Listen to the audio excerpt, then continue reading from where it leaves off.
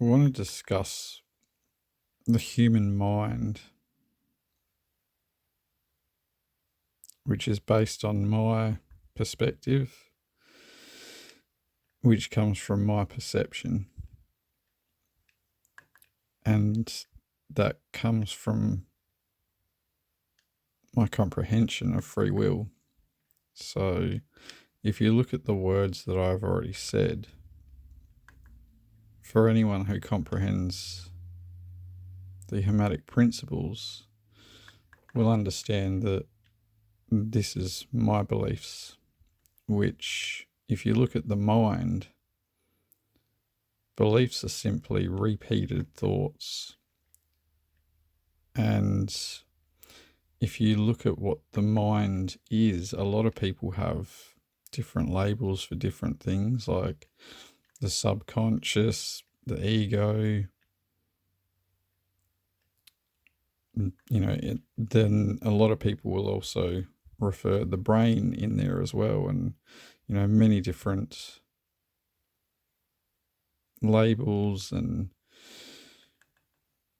if you look at it in terms of consciousness, you begin to see that the mind is simply a filter, which is like different lenses. So anything you consume, depending on how much airtime you give it in your mind, the more that will become your belief system. So I'll use this painting I've already done, for example. So if you imagine this as the mind, every time I shift it, it's looking different. Then if I hold it still and then I shine a light and move the light in different angles, things appear different. So if you look at your life, look at any experience and look at it from where you were in terms of your mindset, what you were thinking, what you were actively thinking about that situation in that moment, that was your perspective in that moment.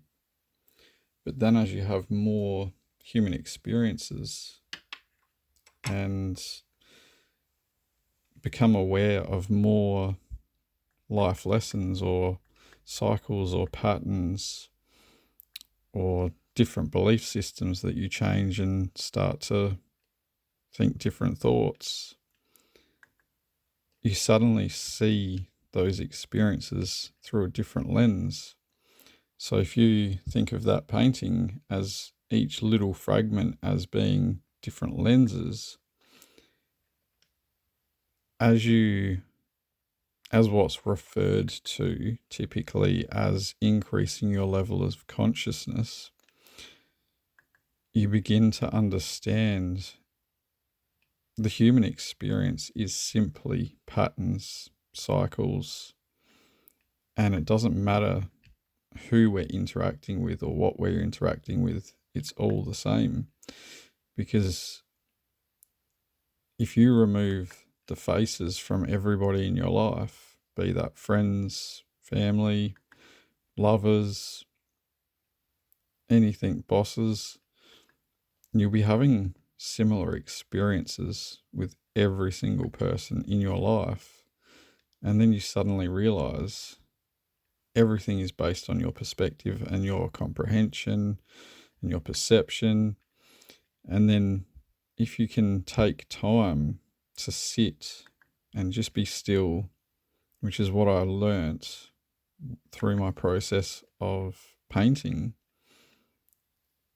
was if you start to observe the thoughts you're thinking, you start to identify patterns within your thought process, and you begin to question why you're thinking different thoughts, where they came from, what they mean. And then it depends how much attachment you have to those thoughts. And the more you try and fight the thoughts, the more persistent they become. But then also the more you try and control them initially, the more resistance you become you're aware of that you have with controlling the mind. And the more you do that over and over and over again, the more you realize you can start to control the mind. But then there's other things in the background. Then once you reach a certain level of consciousness, you become aware of different consciousnesses, which I'm laughing at that word.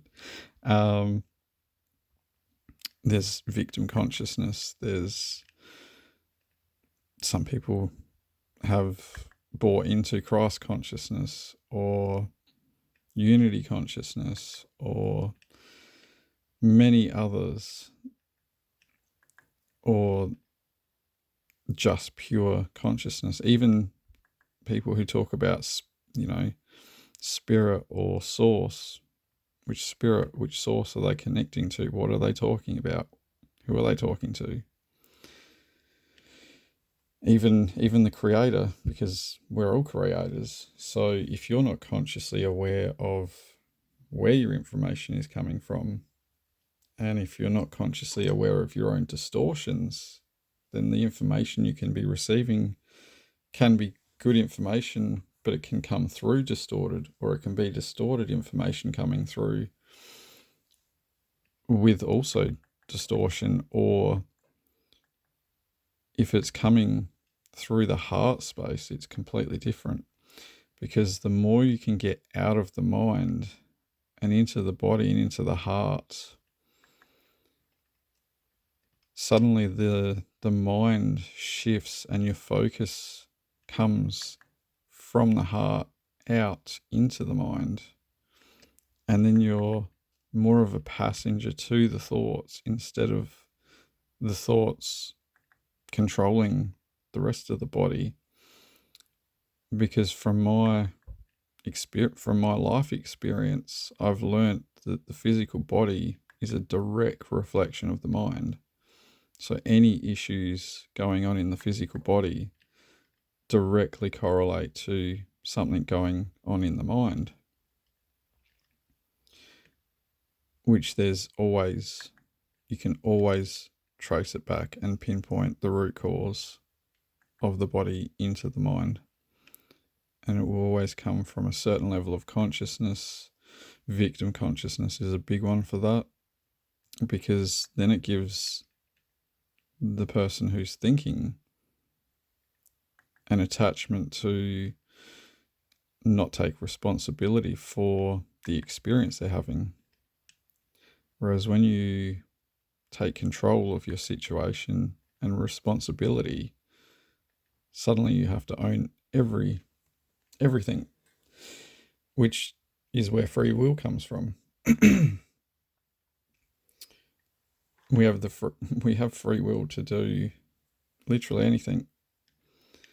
So we have the free will to give our power away by taking on other people's stories, other people's perspectives, other people's opinions, everything from external. Or we can use the external to find our internal. But the more I have connected to my internal to then affect my external, that's when I've truly taken control of my life and my thoughts instead of the other way around. Now, I want you to think of a car. Now, I want you to think of the sky. Now, I want you to think of a horse. Now, you've just changed your mind multiple times in a matter of seconds. So anybody that tells you that it takes longer than that to reprogram your mind and think different thoughts is more than likely selling a program. Which, if you look at what programs are, you can put two and two together pretty quickly.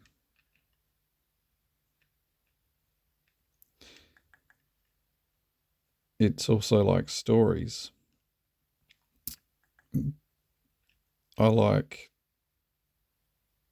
the hermetic principles in terms of understanding how the world works, because we're all having a unique human experience, but also collectively.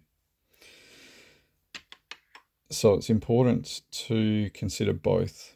But when you look at the hermetic principles, we directly affect the external from our internal. So even me painting this painting, if no one saw it, it would still have an impact vibrationally on the collective, even though no one knew that it existed. Because it would be me thinking specific thoughts, and those thoughts energetically are available, because any thought that's ever been thought is always still energetically floating around, because nothing ever dies. Everything is always just energy. Even when we die, we just simply change into a different form. And without the mind, the body shuts down. So that was the true turning point for me to look at the human experience, that the body can't function without the mind, without machines. And that was when it really clicked that, wow, the body truly is a direct reflection of the mind. And the more we take time to sit with our mind, the more we can observe and understand it, and why we think the things we think and where they come from. And then in other moments, just sitting and just being in our hearts, suddenly it doesn't actually matter what we're thinking. Because if we're feeling and only feeling, the thoughts can actually completely disappear.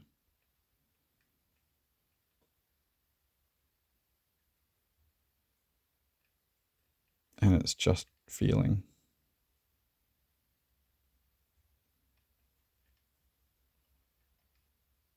But it takes practice, like everything. Anything in the human experience is a developed skill,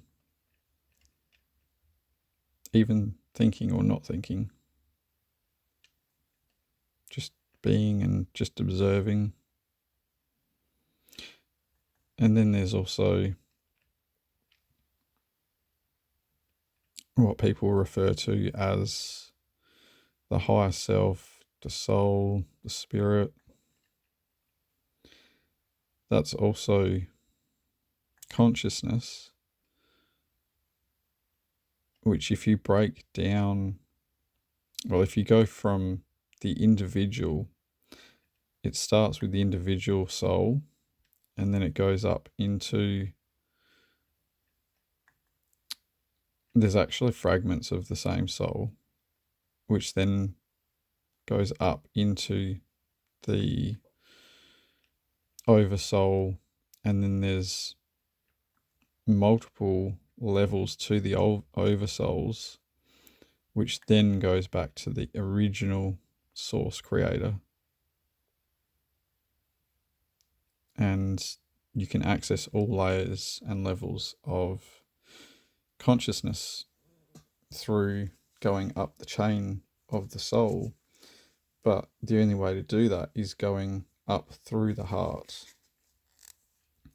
which is based on energy and frequency and vibration.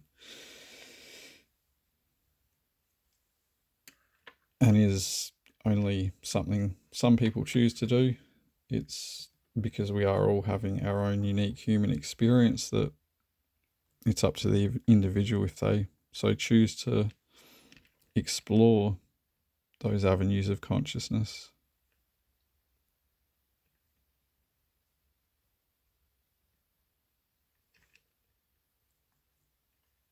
And in terms of something that's come up in conversations with people lately has been how to mentally process. The thing that I found the most beneficial to learn how to mentally process was to do something like this, which is funny because I said at one point in the past that I would never paint the same design more than once. Yet I'm beginning to paint the same design over and over because it actually allows me to not think. I can just paint on autopilot and not think about what I'm painting because I've painted it so much. So it's like anything that we do over and over and over again. We get so used to it that we don't actually have to consciously think about it. And mentally processing is the same. The more you can allow yourself the time and space, removing distractions, allowing you to become the observer of the thoughts, then you really understand what the mind is doing and why. And you'll have light bulb moments, downloads. There's many different words for it. But it's just more understanding and something that we, especially those who are consciously choosing to find ways to increase their level of consciousness,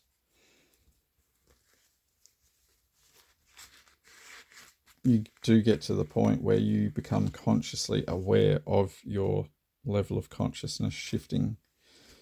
And the more you increase your vibration, the more obvious it becomes.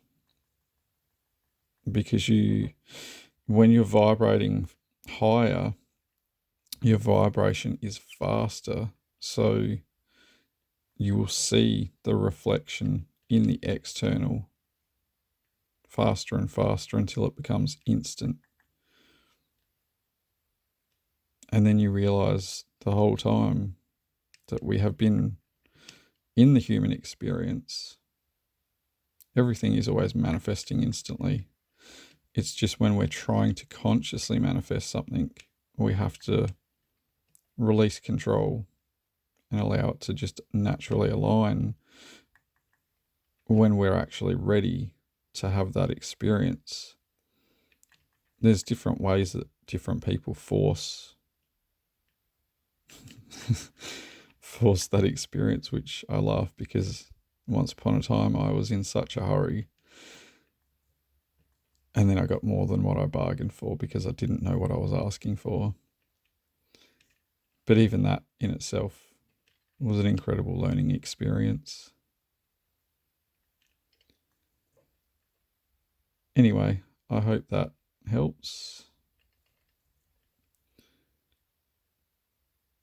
And I hope you have an awesome day.